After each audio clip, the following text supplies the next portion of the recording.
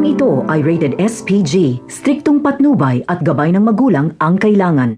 Hindi matanggap ni Roberto ang ginawang desisyon ni Gustavo na wala umanong gagalaw kay Tanggol.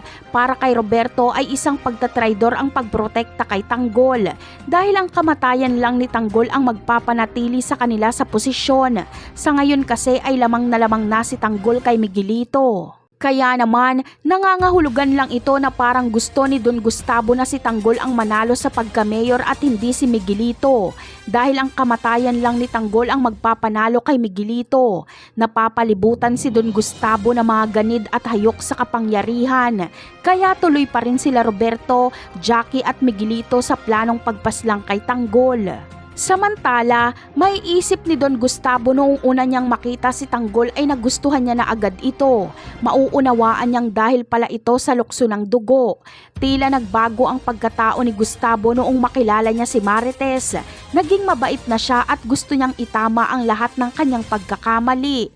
Gusto niyang bumawi kay Marites at mayakap ang apo niyang si Tanggol at humingi ng tawad dito. Sa ibang eksena naman ay may bagong tauhan na naman tayong mapapanood. Ito ay ang papalit sa posisyon ni Colonel Romero. Siguradong kalaban na naman ito ni Tanggol dahil si Roberto ang pipili sa kapalit ni Romero. Ngunit sino kaya ito? Posible din kayang si Rigor ang ipalit kay Colonel Romero? Yan ang aabangan natin sa mga susunod na episode. Paalam!